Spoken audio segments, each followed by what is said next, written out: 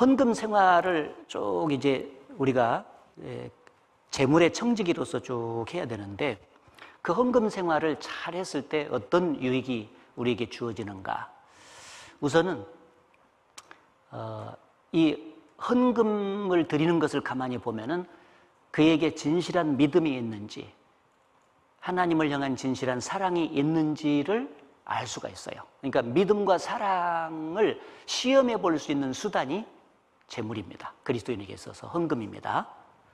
그래서 헌금 생활을 그가 잘 하고 있다. 헌금이라는 것은 물질을 주님께 드리는 것을 헌금이라고 그러죠. 그 헌금 생활을 자기가 하나님 앞에서 바르게 하고 있다. 그 말은 그의 구원받은 믿음이 확실하다는 징표인 동시에 그가 주님을 이 세상 누구보다도 무엇보다도 사랑하고 있다는 증거죠. 그래서 마태복음 7장에 예수께서 말씀하시기를 그의 열매로 그들을 알리라. 좋은 나무는 좋은 열매를 맺고 나쁜 나무는 나쁜 열매를 맺느니라. 구원받지 못한 사람은 나쁜 나무지 않습니까? 그런데 구원을 받고 좋은 나무로 바뀌었어요. 그러면 좋은 나무가 됐으면 좋은 열매를 맺혀야 돼요. 다시 말하면 하나님의 자녀가 됐으면 반드시 하나님의 청지기가 된 것인데, 그렇다면 재물을 하나님의 뜻대로 하나님께 드려야 그게 좋은 나무가 된 열매가 되는 것이죠. 근데 구원은 받았다고 하고 좋은 나무가 됐다고는 말을 하면서 하나님께 물질을 드리는 것은 없어요. 그럼 과연 그가 어떻게 구원을 받았다고 말할 수 있는가? 야고보서 2장에 보면 야고보서는 행함으로 믿음을 입증하라는 그 내용을 담고 있죠. 행함으로 구원받는 것은 아니죠. 오직 은혜를 믿음으로만 구원받아요. 그러나 은혜를 믿음으로 구원받은 사람은 반드시 행함으로 그 믿음이 진실함을 입증해야 돼요. 바깥으로 흘러나온다. 씨를 심어가지고 생명이 시작되는 거 싹이 나는 거잖아요. 생명이 시작됐으면 반드시 자라나면서 변화되고 열매를 맺히고 하는 것이 바깥으로 나오지 않습니까? 그가 하나님의 고귀한 은혜를 믿음으로 구원을 받은 사람이라면 반드시 행함으로 그 믿음의 진실함을 입증해야 되는데, 그 행함 중에서 다양한 요소가 있는데 그 중에 하나가 헌금하는 거다, 그 말이에요. 그래서 너는 행함이 없는 믿음을 내게 보이라. 나는 행함으로 내 믿음을 내게 보이겠다. 행함이 없는 믿음은 그 자체가 죽은 것이니라. 그래서 과거에 감리교의 창시자 요한 에슬레 목사님은 성도들에게 설교를 할 때 이런 설교를 했다 그래요. 당신들의 지갑이 회개하지 않는 한 나는 당신들의 구원을 믿을 수 없다. 구원을 받았다는 것은 죄와 세상에서 회개하고 주님께 돌아온 거잖아요.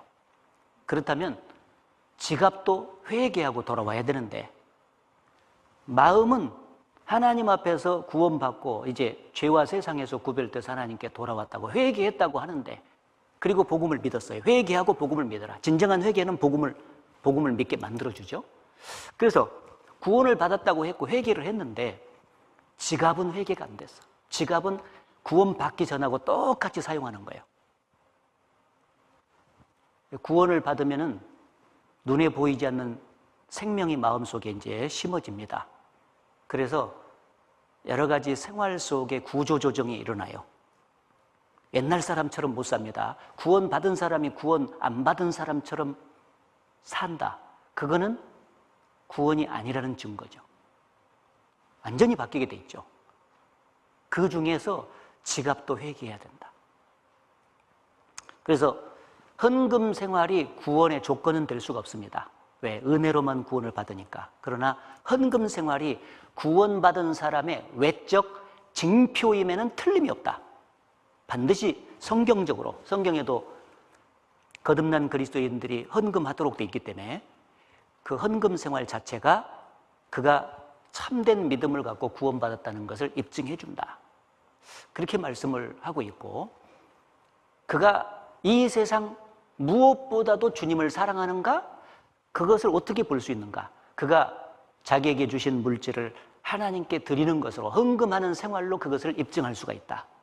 고린도후서 8장 7절 8절 말씀. 오직 너희는 믿음과 말과 지식과 모든 간절함과 우리를 사랑하는 이 모든 일에 풍성한 것 같이 이 은혜에도 풍성하게 할지라. 이 은혜는 앞에 1절부터 쭉 보면은 헌금하는 것을 은혜로 표현했습니다. 하나님께 헌금하는 거. 이 헌금하는 생활도 풍성하게 할지라 그렇게 말하면서 내가 명령으로 하는 말이 아니요 오직 다른 이들의 간절함을 가지고 너희의 사랑의 진실함을 증명코자 함이로다. 여기 너희의 사랑의 진실함을 증명코자 함이로다. 헌금이 그가 이 세상 누구보다도 무엇보다도 하나님을 사랑하고 있다는 확실한 증표가 된다.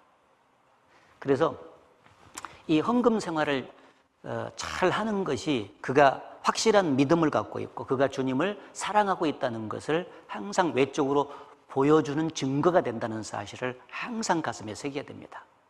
그리고 이 헌금 생활을 잘 함으로써 믿음이 이렇게 성장이 돼요. 신앙이 자꾸 성장이 됩니다. 왜 그러냐면은 성경에 마태복음 6장 33절에 보면 너희는 먼저 그의 나라와 그의 의를 구하라. 그리하면 이 모든 것을 너희에게 더하시리라. 따라해보세요.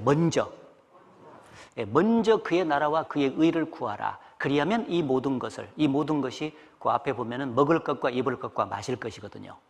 그래서 의식주에 필요한 것들을 하나님께서 먼저 그의 나라와 그의 의를 구하는 사람에게 채워주시겠다는 약속입니다. 그러니까 그 약속을 못 믿으면은 먼저 그의 나라와 그의 의를 구하는 삶으로 하나님께 드릴 수가 없어요. 다른 모든 영역에서도 그게 먼저 그의 나라와 그의 의를 구해야 되지만은 물질을 드리는 곳에서도 항상 하나님 앞에서는 먼저 나와 있어요. 네 재물과 네 소산물의 처음 익은 열매로 여호와를 공경하라. 그리하면 내 집들이 가득히 차고 네 포도주가 넘치리라. 잠언 3장에 기록했거든요. 네 재물과 네 소산물의 처음 익은 열매로 여호와를 공경하라. 그 말은 과거에 이스라엘 백성들이 농사를 짓게 되면은 가장 먼저 첫 이삭이 패이고 첫 단을 하나님께 먼저 드려요. 왜? 하나님께서 농사를 잘 되게 해 주셔가지고 이 곡식이 잘 된 거잖아요. 풍년이 됐기 때문에 그걸 감사하는 의미에서 먼저 하나님께 드리죠. 하나님께 드리는 일이 없이 저그들이 먼저 먹는 일은 없어요. 과거 유대인들이 그랬어요.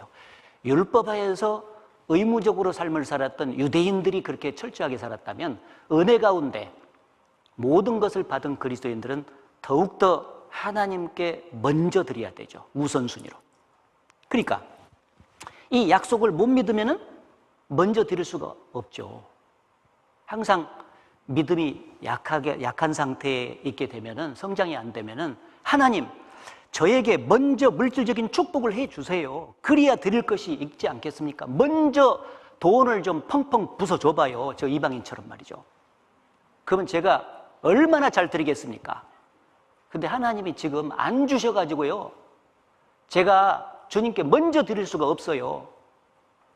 이것저것 해서 떼고 나면은 남는 게 있어야 주님께 드리죠. 이렇게 말하는 거예요. 근데 하나님은 뭐라고 말씀해요? 야, 너에게 준 것 중에서 먼저 드려, 먼저. 그러면 내가 나중에 채울게. 우선순위 바꾸지 마. 이 구원과 생활에 대한 문제는 좀 달라요. 구원은 완전 은혜로만 받아. 그런데 신앙생활은 내가 순종한 결과를 받게 돼 있어요. 그게 이제 우리가 항상 잘 아는 대로 출애굽 당시에 홍해 바다가 갈라져서 이스라엘 백성이 건너는 것은 영혼 구원의 모형이거든요. 먼저 하나님의 능력으로 쫙 갈라놓고 걷는 거예요. 하나님이 다 해놓고. 그런데 요단강 건너는 것은 쫙 갈라놓고 걷는 게 아니에요. 야, 법궤를 메고 먼저 들어서 그러면 갈라져. 이렇게 말했지 않습니까? 우선순위가 다르죠. 근데 거기는 모험이 따르고 믿음이 따르는 거예요. 그 약속을 믿어야 들어가는 거예요. 왜냐하면 보니까 요단에 몸에 거두는 시기이기 때문에 물이 너무너무 많아가지고 넘쳐 있어서 두려운 거예요. 법궤 메고 제사장이 딱 들어가야만이 갈라져서 건너는데 들어가면 죽을 것 같아. 그러니까 모험이죠. 하나님의 약속을 못 믿으면 못 들어가는 거예요. 죽을까 봐 덜덜덜덜덜 떨는 거예요. 그러면 갈라지는 역사는 못 봐. 무슨 말인지 아시겠죠? 그 하나님의 약속을 의지하고 그것을 확실하게 믿고 하나님을 의지하는 가운데 딱 있어야, 그래, 지금 환경을 딱 보면은 두렵지만은, 내가 들어가면 죽을 것 같지만은 약속대로 하면 하나님은 반드시 실행하셔 하는 걸 탁 믿으니까 발을 탁 디딘 거예요. 들어간 거예요. 그러니까 갈라졌잖아요. 그러니까 이제 헌금을 드리는 생활도 그래서 모험인 거다, 그 말이에요. 내가 지금 현재 가지고 하나님께서 주신 수입 중에서 얼마를 먼저 떼서 하나님께 드려야 되는데, 떼면은 내가 죽을 것 같아. 안 그런가? 남는 게 있어야지, 이게. 이것 떼고, 이것 떼고, 못 떼고, 못 떼고. 뭐 사람마다 다르니까 내가 어떻게 그 가지수를 떼겠어요. 그러니까 그게 모험이 필요할 수밖에 없다. 그래서 항상 신앙생활을 해나가는데, 신앙이 약할 때는 먼저 드리기가 참 어려워서 덜덜덜덜 떨어요. 그리고 헌금도 가지수도 적어요. 근데 이제 신앙의 성장이 쭉 돼가면은 그 과정 속에서 먼저 드리고 하나님께서 채우시고, 먼저 드리니까 채우시고, 먼저 드리니까 채우시고, 이것을 자주자주 경험하다 보면은, 아, 말씀이 확실하게 진리구나, 이게. 하나님이 구원만 해주시고 끝난 것이 아니라 내 안에 계셔서 내 삶을 친히 인도하시고 다스려 가시고 보호하시고 지키고 계시구나. 그러니까 약속대로 내가 실행했을 때 이루시지. 이걸 알게 돼요. 믿음이 성장돼. 그러니까 나중에는 하나님께 드리는 것이 어려운 것이 아니라 너무 자연스러워지는 거예요. 드리는 게 너무 축복이라는 것을 알아요.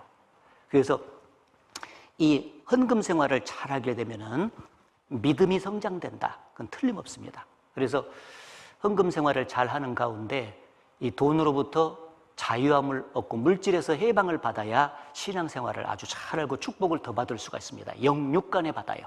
그건 아주 틀림이 없습니다. 그래서 그 믿음의 성장에 대해서 생각을 할 때 에스겔 성경에 보면은 에스겔 성전에서 이렇게 문지방에서 물이 쭉 흘러나오는데, 그 흘러나오는 물에 의해서 죽었던 모든 생명체가 살아나고 막 결실이 있는 물고기들도 살고 이제 그런 것들이 있는데, 이제 그 기자가 이렇게 물을 딱 건너가는데 처음에는 발목에 물이 닿고, 다음에는 무릎에 닿고, 무릎까지 올라오고, 다음에는 허리까지 올라오고, 그 다음에는 물이 너무 많아져서 헤엄칠 정도 됐다. 그런 내용이 나옵니다. 그게 뭐냐면은 믿음이 성장할수록 하나님 안에서 정말 자유로운 신앙생활을 할 수가 있다는 거예요. 이 발목에 찰 때는 자유롭게 헤엄칠 수도 없잖아요. 그죠? 이만큼 올라오면은 자유롭게 막 헤엄을 쫙 치는 거예요. 이게 이제 믿음의 성장에 따라서 그만큼 신앙적으로 신앙생활을 하는데 심령의 자유함을 얻고 살아갈 수 있다는 것을 이제 보여주는 것인데, 그것이 하루아침에 이루어지는 것이 아니라 다양한 여러 가지 그 신앙생활의 요소들이 있는데, 그것을 경험하면서도 되지만 이 헌금 생활을 통해서도 실질적으로 믿음이 성장된다는 거예요. 그걸 자기가 경험을 하죠. 결국 헌금 생활은 자신을 위한 것이라고 하는 것이 명확해지면 즐겁게 낼 수 있어요. 그리고 풍성히 낼 수 있어요. 적게 심는 자는 적게 거두고 많이 심는 자는 많이 거둔다. 자기를 위한 것이다. 그래서 마태복음 6장에 너희를 위해서 보물을 땅에다가 쌓아두지 말고 하늘에다가 쌓아두라. 거기는 좀과 동력이 해하지 않는다. 너희를 위해서.